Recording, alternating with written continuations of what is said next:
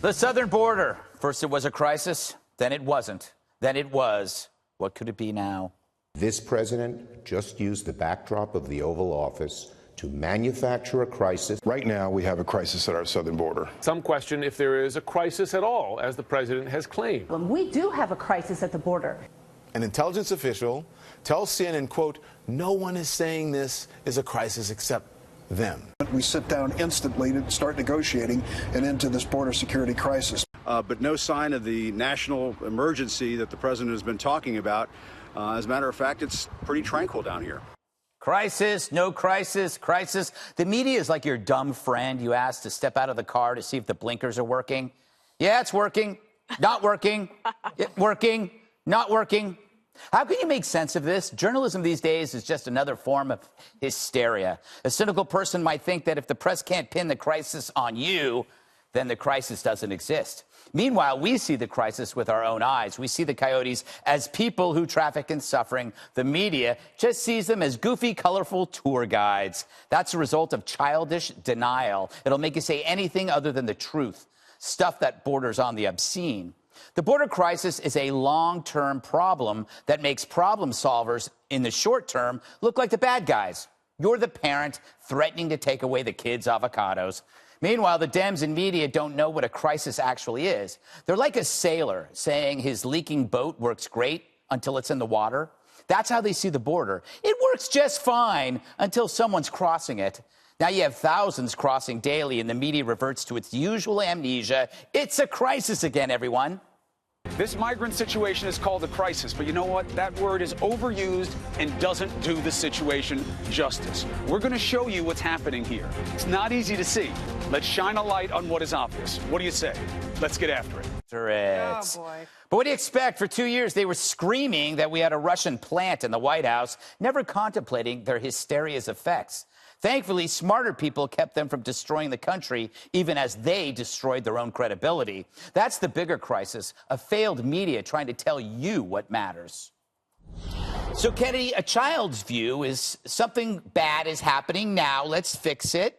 An adult view is what's happening now, happened before, and can happen later, so we need a long-term fix. Isn't that what this is really about? Yes, that's a good way of framing it, and Congress is supposed to be the adult. Right. Congress is supposed to be the body that looks at long-term effects of immigration and perhaps allowing people in the country who want to work and who want to help our economy and who want to fill some of the labor spots that are incredibly tight right now. Unemployment is very, very low.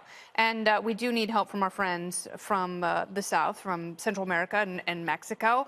Having said that, when you have people who are in limbo, they're torn between two countries. They want to go to the land of the free. They want to go to America. They want to help their families. They want to escape places that are run by drug cartels, but they can't. So what do? They rush for the exits, just like if you are in a concert hall and it catches on fire, you're going to have a stampede and people are going to get hurt. And that is what's happening here. And Congress is supposed to be the body that makes sure there are fire codes and fire extinguishers and plenty of exits so people aren't trampled to death. An excellent analogy. Thank you. Jesse, I believe that she might have done a better analogy than your horse one from last week. You still remember it. I do, I do. That good? That's yes. true. You know, shouldn't the Dems realize you can't create a country of great free stuff without a container that holds the free stuff? And that's kind of what a border is. That's not what this is about, Greg. Ah, damn it. This is about the Democrats wanting to turn Texas blue.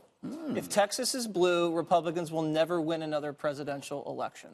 You won't even have to have a conversation about the Electoral College. It's over. Forget about it. They'll win for the rest of eternity. So they don't have a solution for the border because they don't want a solution. They want open borders. Only a few of them will say that. They don't have the political courage. They'll hide behind things like it's not a crisis. You know, let's get some more beds for the detainees. It's not true. Have they even gone down to get a briefing from the Border Patrol? Have they ever even gone to Mexico or to Central America to talk to their counterparts? Do they want to change the detention policy, the asylum policy, the catch and release policy? No. We've listened to video on this show of Border Patrol agents say it's like a United Nations we're catching crossing. Albanians, Pakistanians, they're human traffickers, they're MS-13, they're gangbangers. They're literally bringing children who they don't know with them to cross the border because the minute they cross and set foot, we have to catch and release them and say in 2 years we'll see with the immigration hearing, but they don't show up. That's not a country. That's a lawless nation. Juan, do you agree? I'm sure you do, that this is an attempt to turn Texas blue. I love hysterics, but I mean, that's why you can't solve this problem, because people will say just off-the-wall things, and you got gangbangers and murderers and terrorists from Southeast Asia. I mean, it's just not true. Okay. Here's the thing. No gangbangers have ever crossed to the southern border line. No, come on. This is like Trump yesterday. Trump says, Trump makes this, oh, you know what, if I close the border, no impact. Mitch McConnell and the Republicans had to tell, Mr. President, even the Chamber of Commerce had to tell Mr. President, that's going to damage the American economy. Don't do it, stupid. And it's just like, you know, he goes off and he says, oh, people applying for asylum, only 3% show up for their hearings. Mr. President, it's closer to 90%. So he does things like separate kids from family. Obama did that too. No, yes, Obama had unaccompanied minors. These are families. And so when he uses the term crisis, he uses things like, oh, we're being invaded. This is an invasion. It's a military issue. No, what you've got is what Kennedy described. Families who say, you know what, it's getting harder with this guy's rhetoric and this guy's threats about a wall. And so we're going to try to put our children in better position to have economic prosperity. We'd like to come. Maybe we should go now, because Trump's rhetoric is so divisive. We'll go now because of his... What? Please. What? All right, let me get Dana. Do you believe that it's Trump's divisive rhetoric that's enticing people from Central America? Is your point that his threat to close down the border is... Yeah, the whole thing, the wall, the border. I think it does send a message to people, if you're coming, you better go now. So we'll see if that happens. We know that happened with Obama. Remember when, I can't remember what the decision was, but then all of a sudden you had all of these migrants coming because they were like, oh my gosh, something's going to change, so they rushed. But you could argue the opposite. Sure. That's the thing. It's a pointless point. But to go back to your original point about the adult, so the issue really is laws and a court decision.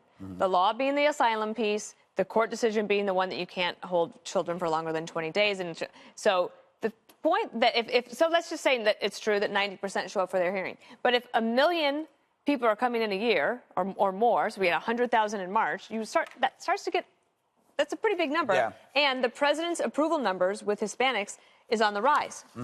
Why is that? Because they don't like this, and I don't think it's going to help them in Texas, the Democrats in Texas or Arizona or anywhere else. Why are we to have assuming more that illegal immigration? every Latino person is going to automatically vote Democrat? Well, and that's the truth. It's not true. That it doesn't happen, and the president's numbers are up with Hispanics. Well, all right, we got to go. Did you want to say something? They don't vote Republican. Yeah. Oh. All right.